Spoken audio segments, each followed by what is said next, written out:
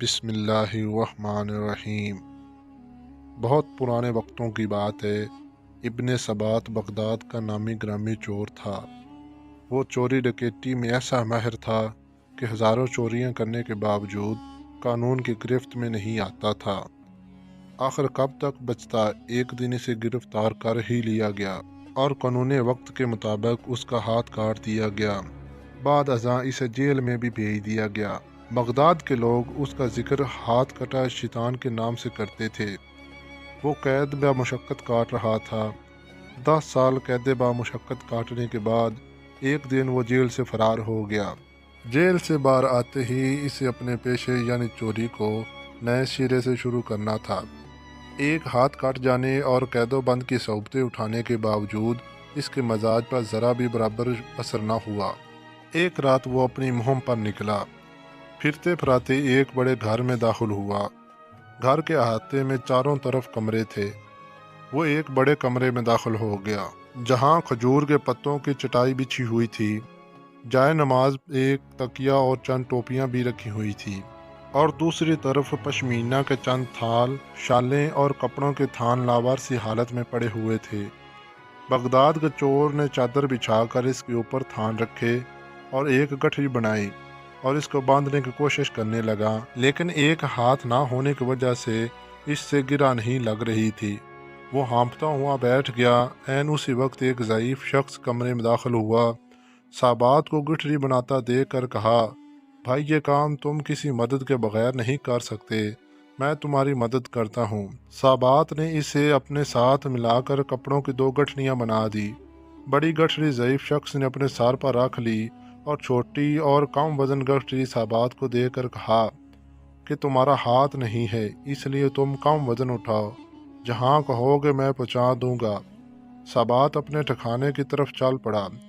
راستے میں ایک جگہ چڑھائی کی وجہ سے ضعیف شخص کو بڑی دقت پیش آئی، ٹھوکر لگی اور گٹھڑی سمیت نیچے گر گیا۔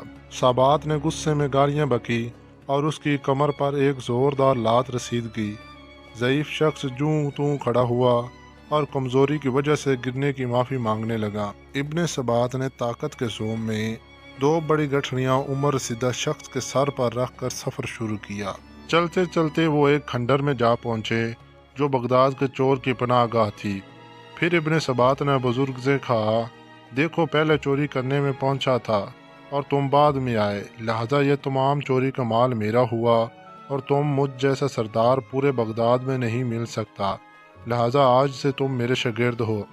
بزرگ شخص نے ادب و احترام سے عرض کیا، بھائی یہ تمام مال تمہیں مبارک ہو، افسوس میں تمہاری کوئی خدمت نہیں کر سکتا، بلکہ اپنی کمزوری کی وجہ سے تمہارے لیے پریشانی کے باعث بنا، جس کے لیے معافی مانگتا ہوں اور رخصتی کی اجازت چاہتا ہوں۔ خدا حافظ کہہ کر وہ شخص شہر کی جانب چل پڑا۔ دوسری طرف ابن سبات کے دل و دماغ اور ضمیر کو اپنے ساتھی کے حسن سلوک نے جھنجھوڑ کر رکھ دیا اور ضمیر کی خلش نے اسے بے چین کر دیا تھا۔ صبح ہوتے ہی بغداد کا چور اس رات کے ساتھی اجنبی چور کی تلاش میں نکلا تاکہ اپنے گزشتہ رات کے سلوک کی معافی مانگ سکے۔ یہی سوچتا ہوا وہ رات والی عمارت کے باہر جا پہنچا جہاں رات کو اس نے چوری کی تھی، مگر وہاں چوری کے بعد کوئی افراتفری نظر نہ آئی تھی، بلکہ لوگ جوک در جوک اس گھر میں احتراماً جاتے نظر آئے۔ بغداد کے چور نے ایک شخص سے پوچھا، یہ کس کا مکان ہے؟ اس نے کہا، لگتا ہے تم بغداد میں نئے ہو، یہ بابرکت مکان ہمارے شیخ حضرت جنید بغدادی کا آستانہ علم ہے۔ ابن سبات نے نام تو سن رکھا تھا مگر دیدار کی سعادت سے اب تک محروم تھا۔ سوچا کہ آج اتفاقاً اس نیک بزرگ ہستی کا دیدار ہی کر لوں۔ اندر جا کر کمرے میں جھانکا تو دیکھا وہی رات والا عمر سیدھا ساتھی مسلح پر بیٹھا درس دے رہا ہے اور باادب لوگوں سے کمرہ بھرا پڑا ہے۔ اتنے میں اذان ہوئی، سب نماز کے لیے مسجد جانے لگے۔